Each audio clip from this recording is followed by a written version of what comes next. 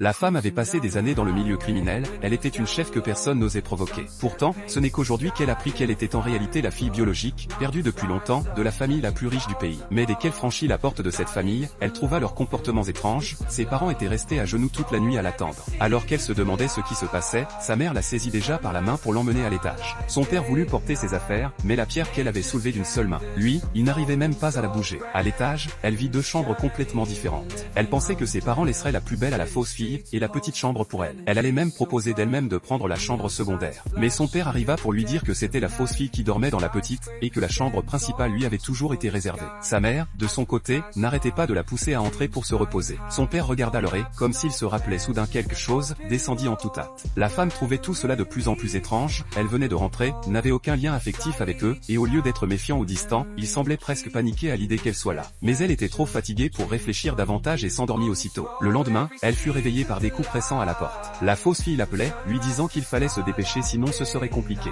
Quand elle descendit, tirée de force, ses parents avaient déjà préparé le petit déjeuner, mais aucun d'eux n'osait toucher à ses baguettes.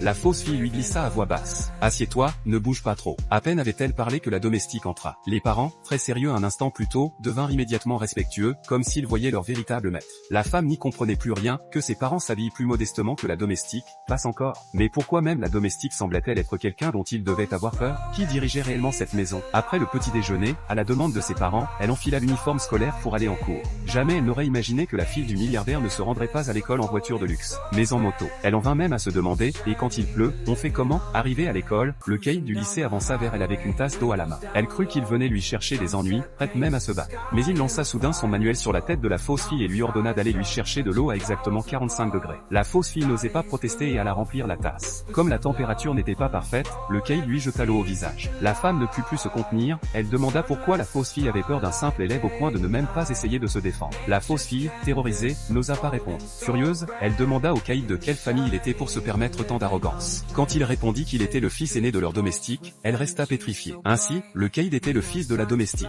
La fausse fille l'attira en lui suppliant de ne pas faire d'histoire, mais impossible pour la femme de se contenir. Elle attrapa le caïd et lui fit une prise d'épaule qui le projeta au sol, puis ordonna à la fausse fille de lui donner quelques coups pour se défouler. La fausse fille n'osait pas, jusqu'à accent grave ce que la femme lui dise. « Si tu ne le frappes pas, c'est toi que je frappe. » Tremblante, elle donna un coup, qui atterrit en plein sur les parties du caïd. Celui-ci, en sueur de douleur, se releva en jurant que personne ne bougerait, qu'il allait chercher son grand frère. La femme ne montra aucune peur et l'encouragea même à y aller. Après les cours, le caïd revint vraiment, avec la voiture de luxe de chez eux, son grand frère et un groupe de voyous. Ils encerclèrent les deux filles. Mais en voyant le visage de la femme, les voyous perdirent instantanément leur force dans les jambes. N'était-ce pas la grande chef de la paix en personne? La situation changea d'un coup. Les voyous se mirent immédiatement à genoux pour implorer pardon.